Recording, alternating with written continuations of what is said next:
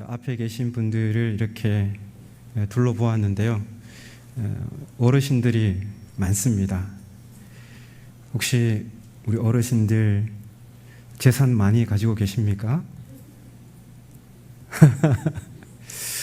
혹시 그 재산 누구에게 물려주실 겁니까? 자, 좀 여쭤봐도 됩니까? 예, 아무도 말씀 안 하셨는데 저는 다 들립니다. 자식에게요, 이렇게 말씀하신 것 같은데 왜 자식에게 재산 물려줍니까? 자식이니까 그렇죠. 자식이니까 당연합니다. 사랑하는 자식이니까 내 자식에게 내가 가진 것 물려주고 싶은 그 마음이 있는 겁니다. 오늘 설교 제목이 누가 아브라함의 자손이냐 하는 이 물음도 같은 맥락입니다. 누가 아브라함의 자손이냐? 바울의 복음에서 이 질문이 중요한 것은 아브라함의 자손이 하나님의 나라를 상속받기 때문입니다. 아브라함의 자손이란 말도 있고요. 또 로마서 8장에 보면 하나님의 아들, 오늘 본문에도 하나님의 아들이 나오죠. 할 때 하나님의 아들, 하나님의 자녀라는 말이 중요한 것은 자녀 자체가 중요한 게 아니라 로마서 8장에는 자녀이면 상속자다. 이게 중요한 겁니다. 이 창세기에서 아브라함과 그 자손에게 약속된 것은 가나안 땅이죠. 그런데 바울의 복음에서 이 가나안 땅은 하나님 나라 곧 영생을 가리키는 것입니다. 그래서 아브라함의 자손이 하나님 나라, 영생, 곧 종말론적 구원을 상속받게 되는 것입니다. 그러면 누가 대체 아브라함의 자손일까요? 자, 이 질문이 자연스럽게 따라 나오죠. 물론 유대인들은 할례를 행하고 율법을 소유한 자신들이 당연히 아브라함의 자손이지 이렇게 주장하겠죠. 그러면 바울은 과연 그렇게 말하고 있을까요? 오늘 본문을 보면 누가 아브라함의 자손이냐 이 물음에 서로 대립하는 두 명제가 나오는데 하나는 약속이고 다른 하나는 율법입니다. 그래서 오늘 이야기는 이 약속과 율법이 서로 충돌하는 가운데 이 둘 중 어떤 것이 하나님의 나라, 영생, 구원을 보증하는 것인지를 밝히는 데 있습니다. 바울은 이 이야기를 풀어가는 첫걸음으로 당시 일상적인 관례를 통해 설명을 시도합니다. 오늘 15절을 보면요. 형제들아 내가 사람의 예대로 말하노니 이렇게 말을 하죠. 약속과 율법이라는 무거운 주제를 누구나 알 수 있는 일상의 관례를 예로 들어서 설명해 보겠다는 것입니다. 그러면서 바울이 든 예는 사람의 언약이라도 정한 후에는 아무도 폐하거나 더하거나 하지 못한다는 것입니다. 여기서 사람의 언약이라도 이렇게 말을 하잖아요. 근데 이 언약으로 쓰인 이 헬라어 말이요.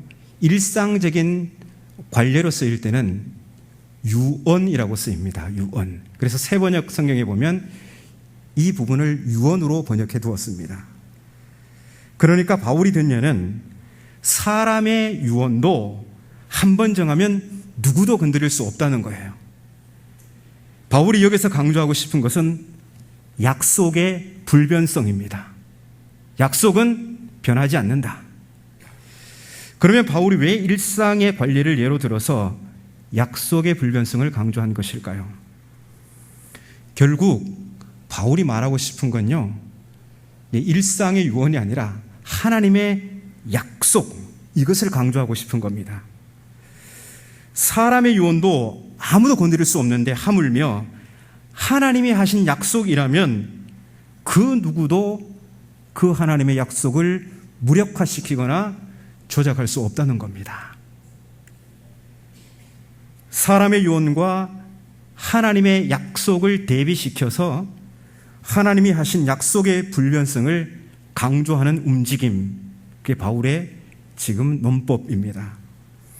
자, 이어지는 16절에는 바울이 하나님께서 약속들을 하셨다고 해요. 이 약속들을 하셨다라는 이 말은 하나님께서 약속이라는 방식으로 언약을 맺으셨다는 말입니다. 약속이라는 수단 혹은 방식을 통해서 언약을 맺으셨는데요. 이 약속이라는 방식으로 언약을 맺은 그 당사자들은 다름 아닌 아브라함과 그 자손입니다. 그래서 아브라함과 그 자손이 하나님 나라, 영생, 구원을 상속하게 됩니다. 그런데 이 바울이 아브라함의 자손에 대해서 흥미로운 말을 해요. 하나님께서 아브라함과 그 자손에게 가나안 땅을 주시마 약속하셨는데 그 자손이 여럿이 아니라 오직 한 사람이라고 합니다. 아니, 아브라함의 자손이 얼마나 많은데요? 여러분 이해가 가십니까? 아브라함의 자손이 많잖아요. 특히나 유대인들이 이 이야기를 들으면 깜짝 놀랄 말입니다. 근데 바울은 그 아브라함의 자손이 오직 한 사람이에요. 그 한 사람이 누구입니까? 바울은 그 한 사람을 그리스도라고 합니다.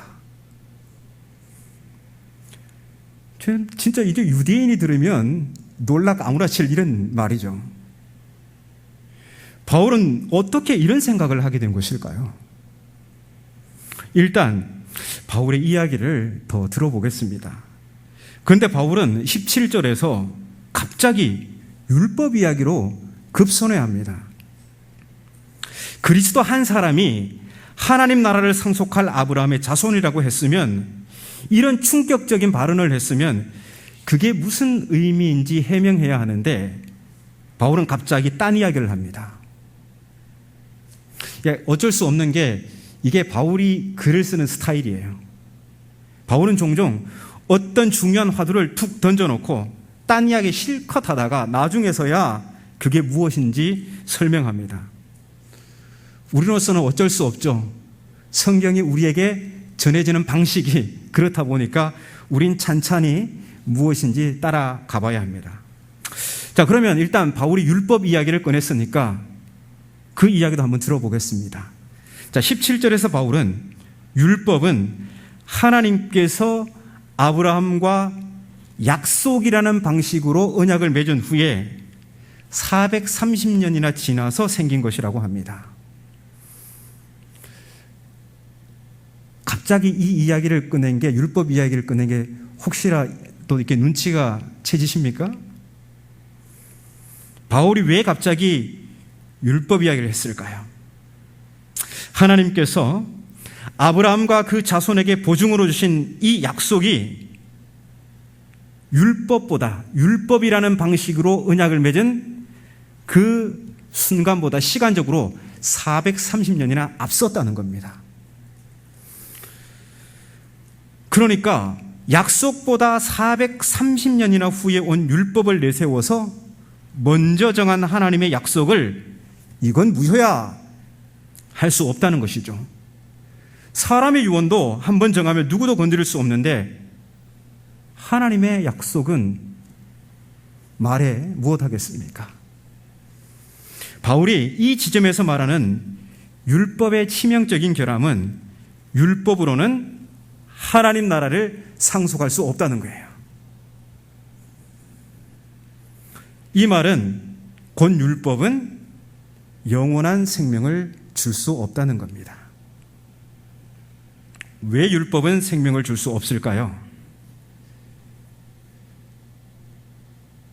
율법은 하나님께서 생명을 주기 위해서 정하신 방식이 아니기 때문입니다. 생명을 위해 하나님이 정하신 방식은 약속 언약입니다. 그런데 여러분, 약속이 생명을 준다? 이게 대체 무슨 말일까요? 성경의 예를 들어보겠습니다. 하나님은 아브라함에게 이삭을 약속하셨죠. 그래서 이삭은 약속의 자녀입니다. 하지만 아브라함이 그의 아내 사라의 여종 하갈을 통해서 낳은 이스마엘은 약속의 자녀일까요? 아니죠. 왜 그렇습니까? 이스마엘은 그냥 인간적인 자구책을 강구해서 낳은 아들입니다. 그런데 아브라함이 100세에 낳은 이삭은 인간적인 방식으로는 불가능한 상태에서 낳은 오직 약속의 결과예요. 아브라함과 사라는 완벽한 불임 상태였습니다. 그런데 하나님께서 그들의 죽은 생식 기능을 되살리셔서 이삭을 주셨습니다. 한마디로 이삭은 하나님이 손을 대서 낳은 아들입니다. 그래서 약속이라는 말은요, 하나님이 손을 대서 이 말이에요. 하나님의 초월적 능력, 이게 바로 약속 언약에 담긴 의미입니다. 하나님만이 죽은 자를 살리시고 없는 것을 있는 것으로 부르시는 생명의 창조주이십니다. 그래서 율법이 아니라 약속이 생명을 주시는 하나님의 방식입니다.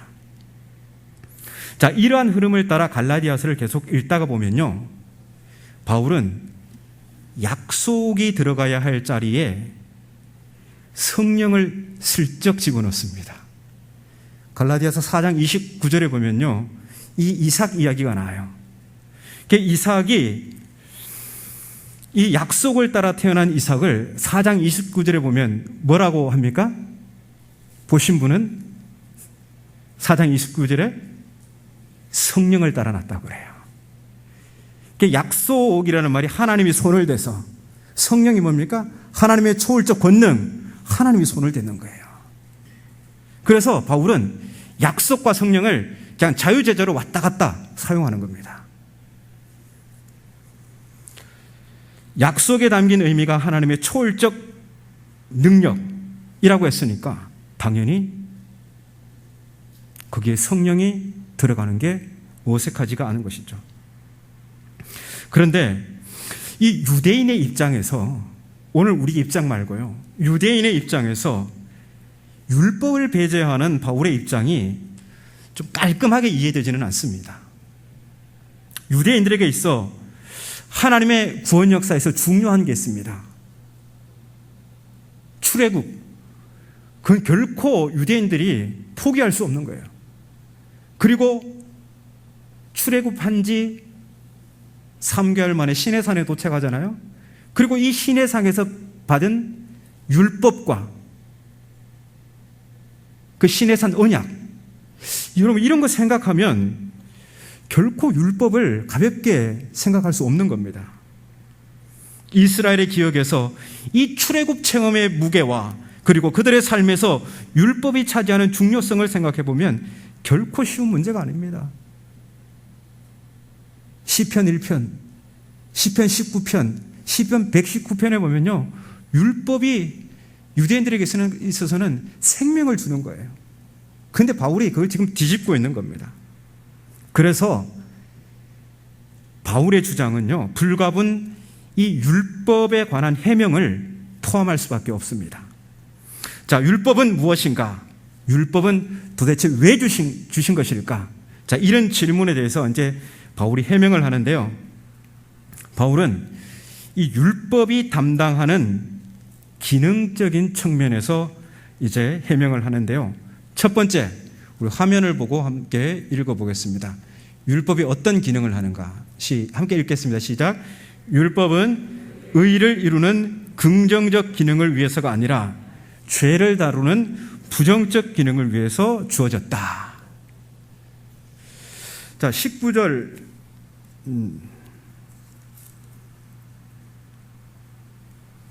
19절을 함께 읽겠습니다. 19절. 자, 시작. 그런즉 율법은 무엇이냐? 범법함으로 더하여진 것이라. 천사들을 통하여 한 중보자의 손으로 베푸신 것인데 약속하신 자손이 오시기까지 있을 것이라. 아멘. 이 말씀에 보면요, 율법이 범법 때문에 왔다고 합니다. 범법을 억제하기 위해서 온 것인지 아니면 이 범죄를 유발하기 위해서인지 분명하지가 않습니다. 왜요? 말하지 않기 때문에요. 근데 로마서에서는 5장 20절에 율법이 들어온 것은 범죄를 더하게 하려 함이라 이렇게 이야기하고 있죠. 본문에서는 어떤 뜻으로 말했는지 분명하지 않지만 어느 쪽으로 보든 바울의 입장은 율법은 죄를 다루는 부정적 기능이지 의를 이루기 위한 긍정적 기능과는 무관하다는 겁니다. 자, 그리고 이 19절을 계속해서 보면요, 율법은 천사들을 통하여 한 중보자의 손으로 베푸셨다고 합니다. 자, 여기서 바울이 말하고자 하는 바는 율법은 하나님께서 직접 주신 게 아니라 중재자의 손을 통해서 간접적으로 줬다는 겁니다. 대통령 표창장을 직접 준 게 아니라 다른 사람들을 통해서 이렇게 줬다는 거죠. 어떤 게 더 우월합니까? 어떤 게 더 자랑스럽습니까? 직접 받은 거죠.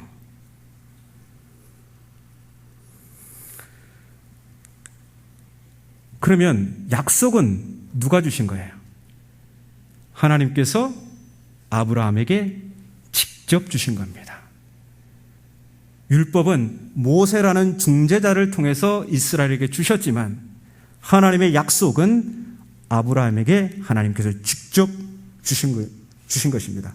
결국 바울이 강조하고 싶은 것은 율법은 약속보다 열등하다는 겁니다. 약속이 짱이라는 겁니다. 자, 또 19절을 마지막 부분에 보면요, 율법은 약속하신 자손이 오시기까지 한시적으로 그 기능을 수행합니다. 한마디로 율법은 임시방편이라는 겁니다. 여기서 약속하신 자손이란 바로 그리스도를 가리키거든요. 자, 이렇듯 율법은 아브라함과 약속을 받은 그 한 사람 그리스도가 오시기까지 계약직으로 기능합니다. 율법은 정규직이 아니라 계약직입니다. 그래서 바울은 23절에 보면 믿음이 오기 전에 이렇게 설명하고 있는데요. 그래서 믿음은 그리스도로 이렇게 옮기면 자연스럽습니다. 그래서 여기를 그리스도가 오시기까지 이렇게 보면요, 이 율법은 그리스도가 오시기까지 계약직으로 기능합니다. 그리고 이 그리스도가 오시기 전까지 우리는 율법 아래 매인바되고 오실 그리스도에까지 갇혔다고 합니다. 감금되었다고 하죠. 이게 무슨 말일까요? 그리스도께서 오시기 전에 우리는 율법의 간섭을 받으며 율법의 통제 아래 감금당해 있었다는 겁니다. 그래서 24절에는 율법을 초등교사라고 합니다. 자, 우리 성경에 이 초등교사라고 번역된 헬라어를 이 파이다고고스라고 합니다. 파이다고고스. 이 파이다고고스는요, 주인의 어린 자녀들을 통제하고 훈육하거나 보호하는 가정교사 정도로 보시면 됩니다. 이 당시는 주로 이 교육받은 노예들이 이 가정교사 역할을 했습니다. 물론 바울이 여기서 말하고자 하는 바는 이 파이다고고스가 주인의 어린 자녀를 감시하고 통제하는 이 부정적 기능에 방점을 두고 있습니다. 아이들이 위험한 행동을 해요. 그러면 이 파이다고고스가 어떻게 해야 됩니까? 이 통제를 해야 되겠죠. 도련님 이러시면 안 됩니다. 여기 가시면 안 됩니다. 그리고 엉뚱한 짓을 하면 이거 도저히 안 되겠다 하면 주인에게 보고를 해야 됩니다. 지금 도련님께서 지금 이렇게 하는데 이게 너무 위험합니다. 제 제가 다 통제가 안 되니까 주인님께서 한번 따끔하게 말씀해 주세요. 이 파이다고고스가 이런 역할을 하거든요. 그러면 여러분, 감시와 통제를 당하는 아이들 입장에서 이 파이다고고스는 좀 눈의 가시와 같은 존재겠죠. 자, 그렇게 율법이 바로 그렇다는 겁니다. 그리스도께서 오시기 전까지 우리를 감시하고 통제하고 훈육하는 이런 역할을 바로 율법이 하는 거죠. 자, 이어서 율법이 담당하는 두 번째 기능적인 측면을 한번 살펴보겠습니다. 저 화면을 보고 율법의 두 번째 기능을 한번 읽어보겠습니다. 자, 시작. 율법의 부정적 기능은 믿음의 긍정적 기능을 돕기 위한 것이다. 요건 그래도 좀 뭔가 괜찮아 보이죠? 좀 역설적인 표현입니다. 율법의 부정적 기능이 결국 새로운 가능성에 우리의 눈을 돌리게 한다는 겁니다. 근데 여러분, 이게 무슨 뜻일까요? 율법의 부정적 기능이 오히려 우리를 새로운 가능성에 눈을 돌리게 한다. 22절을 함께 읽어보겠습니다. 22절. 시작. 그러나 성경의 모든 것을 죄 아래에 가두었으니 이는 예수 그리스도를 믿음으로 말미암는 약속을 믿는 자들에게 주려 함이라. 아멘. 자, 22절에서 율법은 율법 아래에 있는 자들을 죄 아래 가두는 일종의 교도관 역할을 합니다.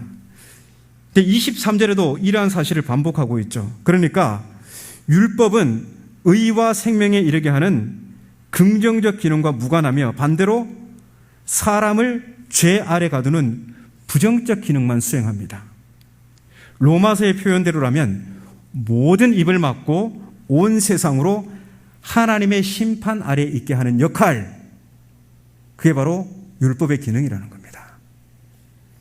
그야말로 이제 끝장이구나라는 절망적 현실을 율법이 우리로 하여금 깨닫게 합니다. 그런데 그러한 절망적 현실에 대한 자각이야말로 새로운 가능성을 향해 눈을 돌리게 하는 계기가 된다는 것이죠. 그러니까 율법의 부정적 기능이 우리로 하나님의 심판 아래에 있는 절망적 현실을 깨닫게 한 다음에 이제 우리의 눈을 돌려서 진짜 해답을 바라보게 합니다. 여러분, 그러면 진짜 해답이 무엇일까요? 율법이 아니라 진짜 해답은 약속입니다. 그런데 오늘 본문에서 이 약속은 누구에게 주셨죠? 아브라함과 오직 그의 한 자손 그리스도께만 주셨어요. 그래서 아브라함과 그의 자손이신 그리스도만이 하나님 나라를 상속할 수 있는 거예요. 그러면 우리는 뭡니까? 우리는 오늘 왜 여기 앉아 있는 것일까요?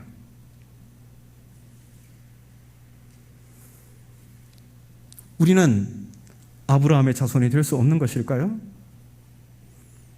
될 수 있습니다. 우리도 이 약속을 받을 수 있어요.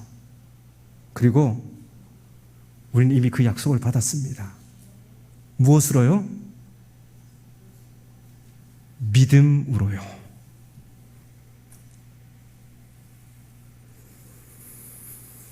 할례 율법이 아닙니다. 우린 믿음으로 이 약속을 받았습니다. 약속이 다른 언어로 뭐라고요? 믿음으로 성령을 받았어요. 이 믿음만이 하나님의 나라를 상속한다, 영생을 상속한다, 구원을 상속한다 라는 이 하나님의 약속을 혹은 성령을 받을 수 있는 통로입니다. 29절을 한번 읽어볼까요? 29절 시작. 너희가 그리스도의 것이면 곧 아브라함의 자손이요 약속대로 유업을 이을 자니라. 아멘. 이 유업이라는 것은 상속이죠. 그리스도의 것이면 우리가 어떻게 그리스도의 소유가 될 수 있어요? 믿음으로요. 우리가 그리스도의 소유가 되면 우리가 곧 그리스도와 함께 아브라함의 자손이 되고 하나님 나라 영생을 보증하는 약속이 우리에게 주어집니다. 그렇습니다. 하나님 나라 상속을 보증하는 약속, 이 성령은 그 어떤 혈통으로도 인간적 방식으로도 주어지는 것이 아닙니다. 오직 예수 그리스도를 믿음으로 우리는 영생을 보증하는 약속, 그 성령을 받을 수 있습니다.